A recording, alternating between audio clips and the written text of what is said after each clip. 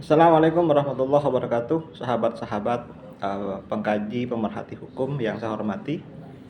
Kita lanjutkan di sesi kedua mengenai kajian peraturan perundang-undangan tentang Undang-Undang Nomor 12 Tahun 2011 ya, tentang pembentukan peraturan perundang-undangan. Bahwa pada pasal 7 Undang-Undang P3 tadi itu menyebutkan mengenai jenis dan hierarki peraturan perundang-undangan. Apa saja jenis dan hierarkinya?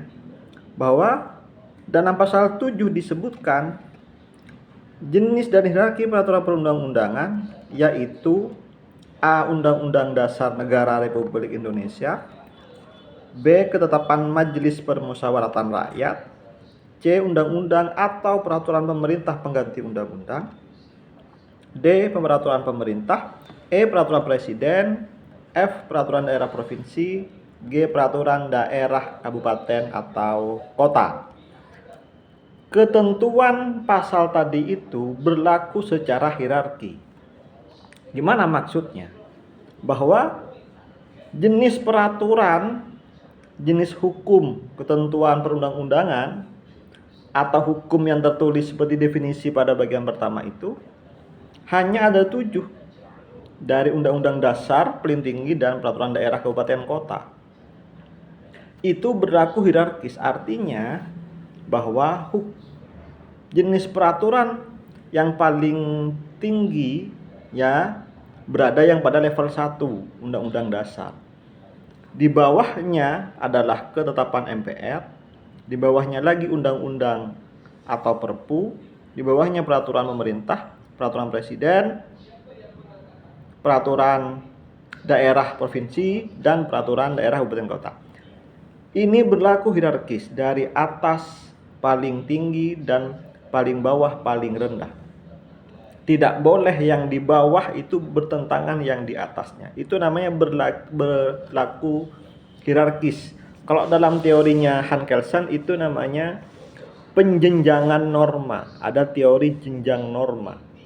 Artinya cakupan peraturan di atas, paling atas berarti berlaku lebih umum dan lebih luas, lebih kuat. Di bawahnya lebih sempit dan tidak boleh bertentangan yang di atasnya. Terus semakin kecil ke bawah, kayak piramida terbalik ya. Jadi semakin kecil lingkupnya, tetapi peraturan di bawahnya tidak boleh bertentangan dengan yang di atasnya. Cuman kalau dari sisi muatan materi itu berlaku piramida sebagaimana mestinya. Undang-undang dasar memang hal kecil yang diatur, sedikit sekali, cuman itu nilai-nilai pokok dasar-dasarnya saja. Semakin ke bawah semakin lebar cakupannya, tetapi yang harus diingat juga tadi itu berlaku hierarkis, tidak boleh bertentangan dengan nilai-nilai yang ada di atasnya. Itu pasal 7 dari Undang-Undang P3 ini. Di pasal 8 bahwa kalau hanya 7 kok banyak peraturan perundang-undangan di Indonesia, peraturan tertulis oleh beberapa lembaga. Ya, di pasal 8 dijelaskan bahwa selain 7 ini masih mungkin sekali terdapat peraturan-peraturan di lingkungan organisasi-organisasi negara. Apa? MPR juga bisa jadi membuat aturan yang berlaku internal MPR dan itu diakui sebagai peraturan perundang-undangan. DPR juga demikian. Atau di kementerian juga bisa membuat, menteri bisa buat peraturan, tapi itu berlaku dalam lingkungan atau kewenangan menteri itu saja. Mahkamah Agung, Mahkamah Konstitusi, walaupun tidak disebut sebagai jenis peraturan utama tadi itu, tapi ketika berhadapan dengan hal-hal teknis atau tata kelola dan pengaturan di lingkungannya masing-masing, mesti buat aturan mereka. Dan itu tak diakui oleh undang-undang, itu ada di pasal 8. Jenis peraturan perundang-undangan selain yang di pasal 7 mencakup peraturan yang ditetapkan oleh MPR, DPR, DPD, Mahkamah Agung, Mahkamah Konstitusi, Badan Pemeriksa Keuangan, Komisi Yudisial Bank Indonesia, Menteri, Badan, Lembaga, Komisi. Kita punya beberapa Komnas, beberapa lembaga non-kementerian. ya, tetapi itu berlaku di lingkungannya masing-masing. Peraturan bupati ya, perbub itu, peraturan gubernur, peraturan atau ketua DPRD provinsi dan DPRD kabupaten kota itu juga berlaku. Termasuk di sini menyebutkan peraturan kepala desa yang setingkat, ya tentu berlaku. Artinya ketika pada level terendah maka harus rujukan konsiderannya gitu ya. Sampai pada level tertinggi harus tidak boleh ada yang bertentangan. Di samping itu, karena mungkin sekali di negara hukum yang menganut harus ada peraturan perundang-undangan, di level yang sama ada peraturan yang saling tidak harmonis. Menteri A dan Menteri B bisa saja peraturannya disharmonis, padahal rujukan konsideran di atasnya sudah sama misalnya, tapi bisa saja disharmonis gitu, karena sudah kembali pada lingkupnya masing-masing. Lah, dalam rangka itu kemudian perlu ada sinkronisasi dan pengujian.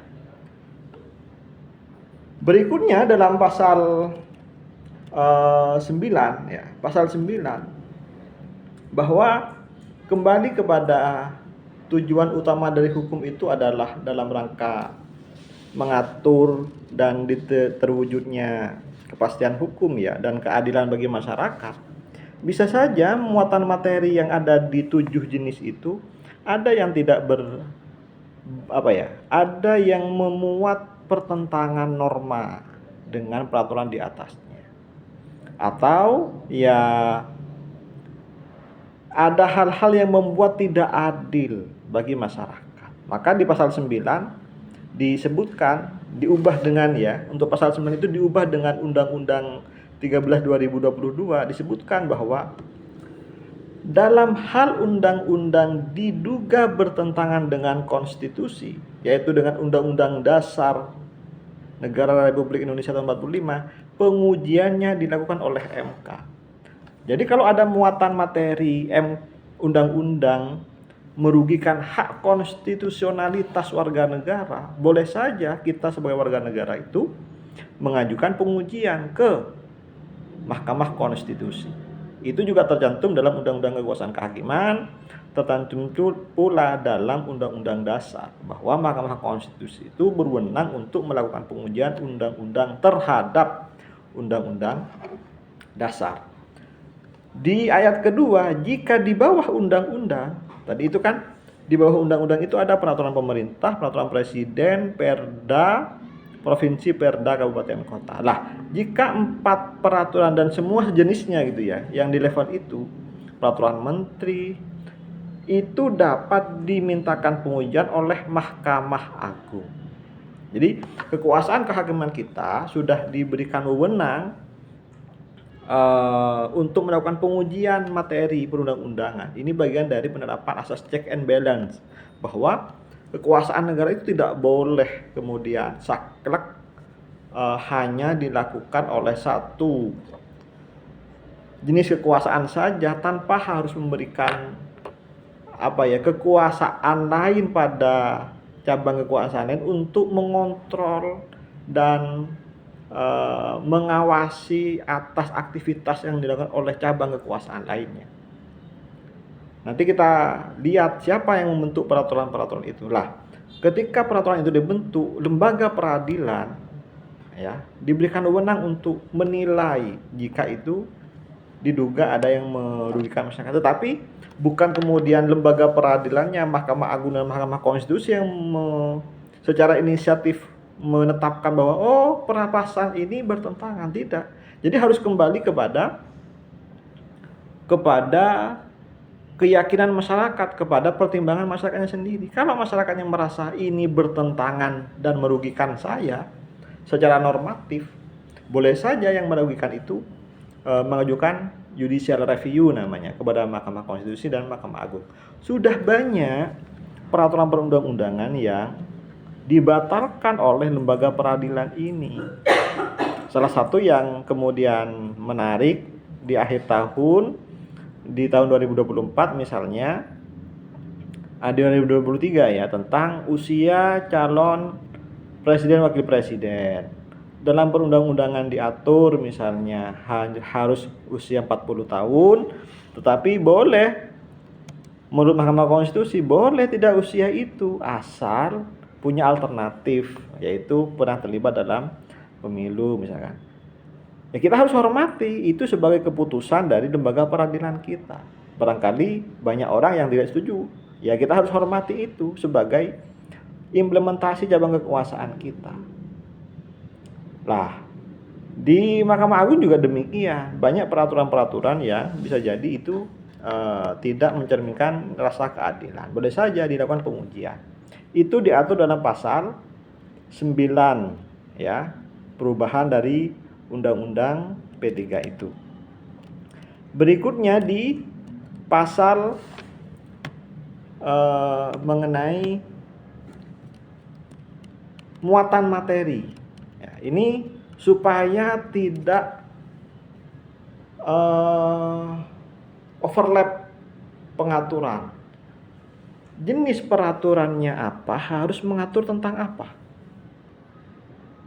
Ini kan sudah diatur secara hierarkis. Jadi nggak boleh peraturannya levelnya rendah tapi mengatur hal-hal yang bersifat pokok mendasar, yang bersifat hak asasi manusia misalkan, nggak boleh. Jadi sudah diatur dalam peraturan perundang-undangan ini jenis peraturannya mengatur tentang apa saja. Oke, pertama tentang undang-undang ya. Kalau di Undang-Undang Dasar itu sudah kita dapat pahami bersama bahwa itu mengatur hal-hal pokok urusan kepentingan negara gitu ya.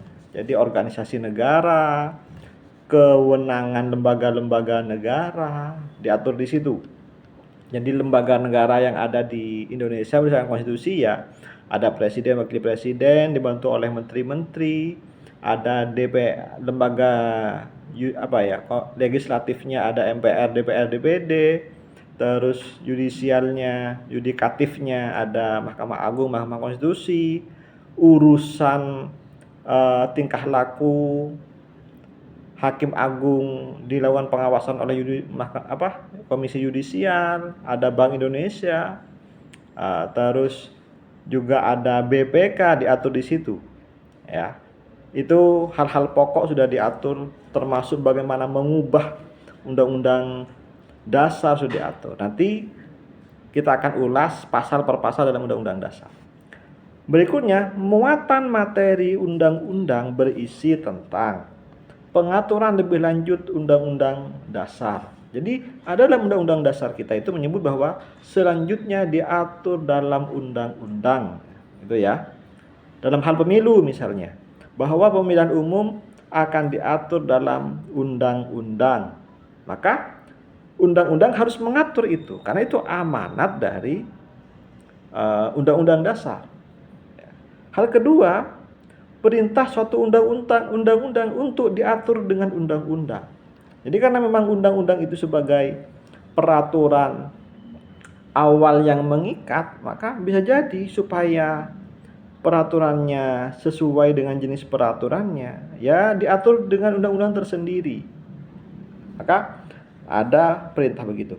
Yang ketiga, pengesahan perjanjian internasional, bahwa presiden dapat melakukan kerjasama perjanjian dengan lembaga-lembaga internasional dan lembaga atau negara lainnya. Itu kewenangan presiden, kita nggak bisa otak-atik.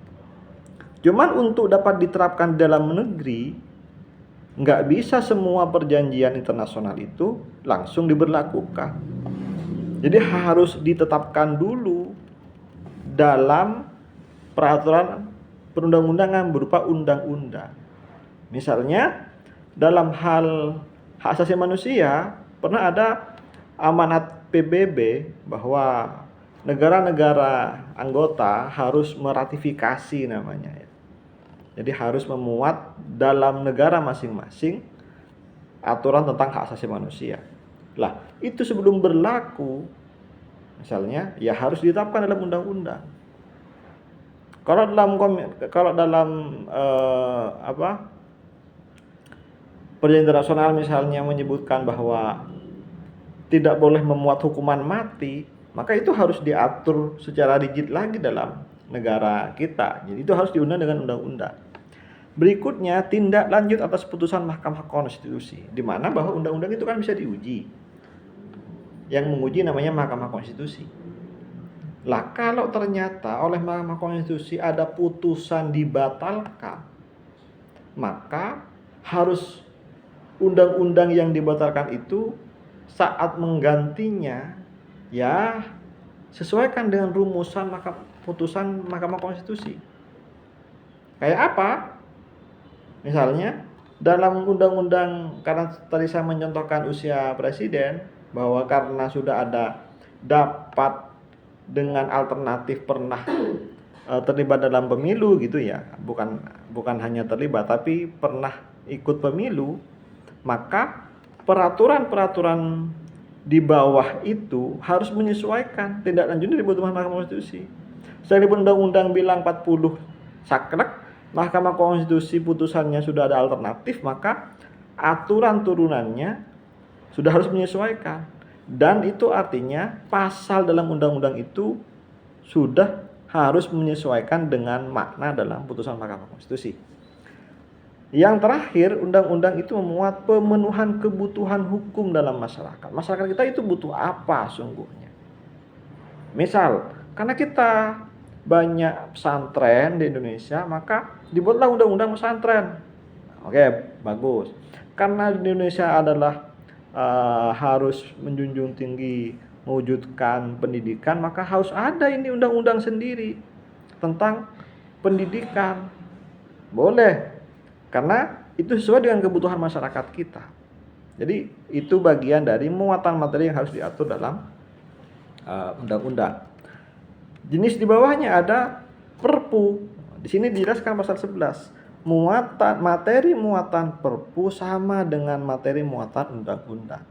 Anda bisa baca mengenai itu di pasal 22 Undang-Undang Dasar, bahwa dalam keadaan hal ihwal kegentingan yang memaksa, Presiden berhak menetapkan Perpu. Lah, ini diatur dalam undang-undang ini, bahwa materi Perpu itu sama dengan undang-undang. Kalau undang-undang pernah mengatur tentang pidana, pernah mengatur tentang pelarangan, kewajiban, ya Perpu juga bisa mengatur sendiri. Walaupun itu subjektif Presiden ya.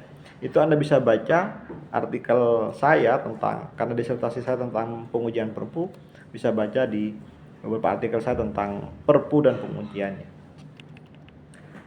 Di pasal 12, peraturan pemerintah berisi menjalankan undang-undang. Jadi setiap undang-undang itu pasti ada peraturan pemerintahnya, karena itu sebagai amanat untuk menjalankan undang-undang.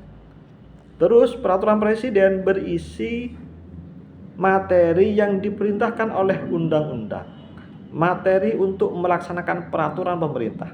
Undang-undang di bawahnya peraturan pemerintah, di bawahnya peraturan presiden. Jadi peraturan presiden itu satu sisi kadang memang perintah dari undang-undang, tapi juga bisa perintah dari peraturan pemerintah di atasnya. Ya. Muatan materi Perda provinsi dan Perda kabupaten kota berisi materi muatan dalam rangka penyelenggaraan otonomi daerah dan tugas pembantuan, serta menampung kondisi khusus daerah atau penyerahan lebih lanjut mengenai undang-undang yang lebih tinggi. Karena kita memang sudah menerapkan otonomi daerah, bahwa provinsi, kabupaten, kota bisa mengurus rumah tangganya sendiri sesuai dengan asas pembagian wewenang. Jadi yang tidak diatur dalam Perda itu, urusan pemerintah daerah itu ya urusan keuangan, urusan peradilan, keamanan, pertahanan, politik luar negeri dan agama. Itu urusan pusat. Selebihnya daerah bisa mengatur, tapi harus diketahui ini dalam rangka negara kesatuan tetap harus merujuk pada peraturan-peraturan di atasnya. Tapi daerah punya kekhasan. Masing-masing daerah boleh saja tidak sama, tetapi itu sudah kewenangannya daerah masing-masing. Ya. Bagaimana dengan hal yang mengenai kejahatan, ketentuan pidana? Pasal 15 mengatur bahwa yang bisa mengatur pidana itu undang-undang, Perda provinsi dan Perda kabupaten kota. Kenapa kok begitu? Kenapa kok peraturan pemerintah nggak bisa, peraturan presiden nggak bisa? Dua hal itu kan hanya menjalankan undang-undang. Karena kabupaten kota punya DPR-nya sendiri, DPRD, maka ya tergantunglah nanti daerahnya apakah akan memuat pidana apa enggak. Nah, satu contoh di Aceh, karena diberi wewenang khusus, bisa saja peraturan daerahnya mengatur bahwa kalau orang melakukan kejahatan tertentu di Aceh, hukumannya beda dengan hukum pidana nasional. Itu hanya berlaku karakternya di daerah masing-masing. Dan itu boleh. Kenapa? Karena ada DPRD-nya, di mana DPR itu adalah representasi dari rakyat. Hal begitu. Itu di pasal 15. Hal-hal lain tentang peraturan perundang-undangan kita kaji, diskusikan dalam konten berikutnya. Semoga bermanfaat.